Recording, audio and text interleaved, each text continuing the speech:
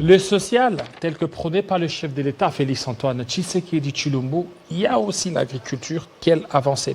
Monsieur Fidel Banso, bienvenue. Merci beaucoup, cher ami David. Voilà, aujourd'hui on parle de l'agriculture, où il y a à la tête le ministre qui est là et aussi les secrétaires. Est-ce qu'il y a, le secrétaire général, est-ce qu'il y a des avancées dans ces secteurs en République démocratique du Congo? Oui, je peux vraiment confirmer avec satisfaction que depuis l'avènement de son Excellence, M. Désiré Biryanze, au niveau du ministère de l'Agriculture, avec son secrétaire général à l'agriculture, en la personne de M. Kalala Mbayo Baudouin, il y a vraiment des grandes avancées significatives que nous n'avons jamais vécues dans les passés. C'est là à la satisfaction de tous les agents et cadres du ministère de l'Agriculture. Alors, quelles sont ces avancées? Oui, d'entrée de jeu, tout en saluant les autorités que je venais de citer à peine, en tout cas, sur les plans administratifs, il y a beaucoup d'avancées. Sur les plans techniques, sur les plans sociaux, il y a beaucoup d'avancées. Je vais citer en luminaire quelques-unes. Je peux prendre par exemple sur les plans de l'administration.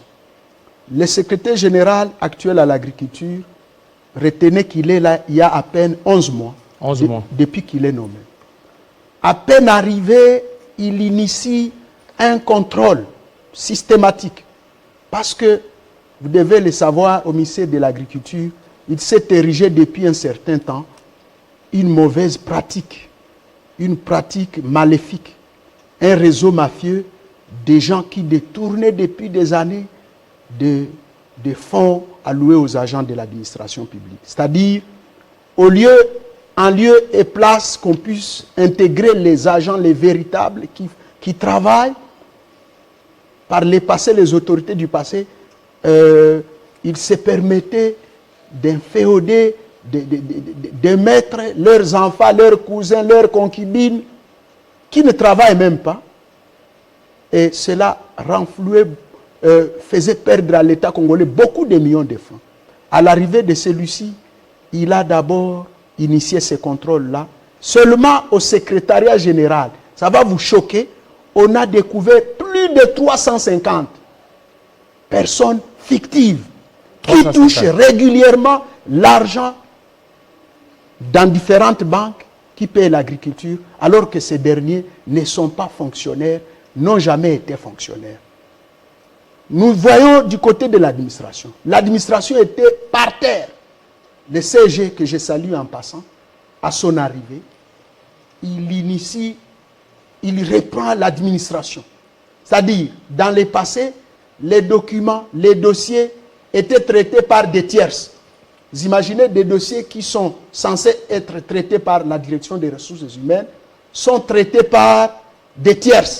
Les dossiers qui devaient aller au niveau des gens qui traitent les histoires des ONG sont traités par des tierces. Tout ça pour que l'État ne soit pas bénéficiaire dans tout ce qu'on était en train de faire. Mais aujourd'hui, avec l'avènement du CG Kalala, chaque directeur, chaque service, s'il y a un dossier qui les concerne, on les lui envoie pour Parce que vous avez parlé de 350 qui ont été, qui ont été démantelés. Alors, qu'est-ce que vous avez fait d'eux? Oui, les 350 agents fictifs, pour le moment, le CG est en train de passer par le toilettage. C'est-à-dire, on prend ceux-là qui étaient ou qui sont des véritables agents, on les mécanise maintenant en remplacement de ces agents fictifs. Et c'est là, vous voyez, ça soulage tant soit peu. Vous vous rendrez compte que tous les agents sont hyper contents de cette pratique du secrétaire général. Ça, c'est vous qui les dites, qu'ils sont hyper contents, mais il y en a d'autres qui continuent beaucoup plus à manifester. Oui, les défis sont encore nombreux à relever. Mais au moins, imaginez si on peut prendre 350 personnes qui ne touchaient pas. Aucun salaire, aucune prime. Mais qu'aujourd'hui, ils commencent à toucher. Salaire et prime. Je pense, ces agents-là, s'ils vous entendez en train de critiquer le CG Kalala ou le ministre de l'Agriculture, vraiment, vous pouvez devenir à leurs yeux comme un sorcier alors. Donc, il y a des avancées. J'ai parlé de l'administration. Aujourd'hui, chaque chose est à sa place. Ça va vous choquer peut-être. Le CG, chaque jour, il est à son bureau à 5h30. 5h30. À 5h30, vous arrivez là, le CG Kalala est au bureau. Et le ministre alors? Le ministre, n'en parlons pas. Il fait quoi? Lui, il arrive à 4h. Le ministre, on l'appelle d'ailleurs les warriors des warriors. Lui, c'est un homme, on ne sait pas comment le qualifier. Il n'aime pas beaucoup faire de bruit de ses actions. Alors, les avancées, outre peut-être l'amélioration du social, il y a encore quoi? Et qu'est-ce qu'ils ont mis en place pour qu'une fois qu'ils vont partir, qu'on se souvienne d'eux? Je vais vous dire que le ministre Birianze, ici sur moi, je vais vous donner même des documents qu'il est en train de signer, où il veut revoir les primes des agents qui étaient de 170 000 à des milliers de francs congolais. Est-ce qu'il est fait conformément aux résolutions du Conseil des ministres? Parce que oui, s'il est fait en oui, dehors, conformément aux résolutions. Et aussi au budget. Parce que le chef de l'État a promis que l'agriculture sera son cheval de bataille. Okay. Il veut faire de l'agriculture la revanche du sol sur le sous-sol. Alors, pour que ceci puisse réussir, il faut d'abord mettre l'homme à la place, mettre l'homme dans ses conditions, mettre les gens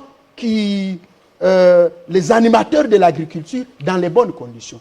Et aujourd'hui, il y a beaucoup de grilles barémiques qui ont été signées, contre-signées, qui attendent leur paiement. Malheureusement, un cas que nous allons dénoncer ici. Lesquels? Le cas que nous voulons dénoncer, un directeur de la paix est en train de saboter à ciel ouvert les actions du chef. En faisant quoi? Mais, David, ça choque. Je vous dis, ça choque. Ça donne même l'intention de pleurer. On a envie de pleurer. Vous pouvez imaginer un directeur de paye qui sabote même la signature. La signature du vice-premier ministre du budget, qui est son chef hiérarchique. J'ai une correspondance avec moi ici. Le ministre du budget a écrit au directeur de la paie pour lui demander qu'il puisse passer à la prise en compte de la prime ou des primes des agents de l'agriculture. La prime dite des administratifs. Et ça n'a pas été fait. Depuis 2020, la lettre est là, monsieur David. La lettre est signée depuis novembre 2020.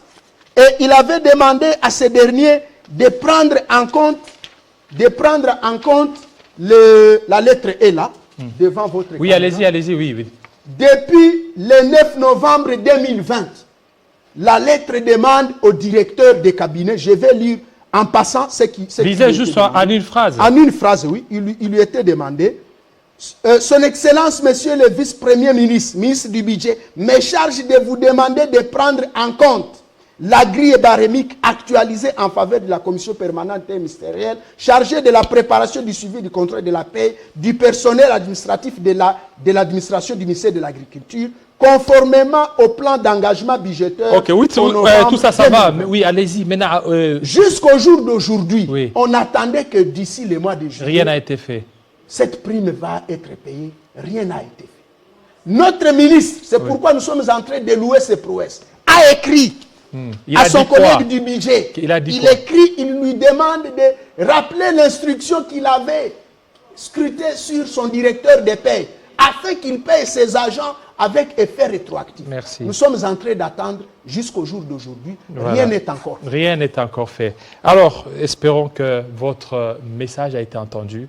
Et même la personne qui saboterait les actions du ministre, certainement que le droit... Monsieur David, ça nous fait très mal qu'un directeur sabote l'instruction d'un vice-premier ministre. Sûrement, les sanctions vont certainement tomber. Je vais ajouter un élément très important. Oui.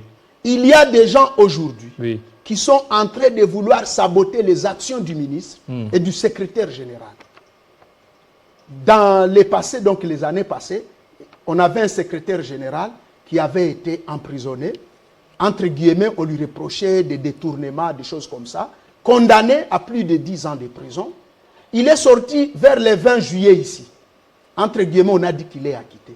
Aussitôt acquitté, nous avons entendu qu'il était en train de mener des mouvements insurrectionnels voilà. Au niveau du ministère pour lui soutenir afin qu'il regagne sa place. La loi en cette matière est très claire. Très clair. Voilà, on merci. dit que 3 mois après l'intérim, c'est lui qui a été nommé comme intérimaire est confirmé dans sa place. C'est-à-dire, nous mettons en garde ces gens qui sont en train de vouloir troubler la quiétude, voilà. Saboter les actions du secrétaire général qui est en train de faire tout pour que les agents de l'agriculture puissent aussi être Fidèle. Dans de bonnes conditions comme ceux des autres ministères. Merci beaucoup, monsieur Fidèle. Oui.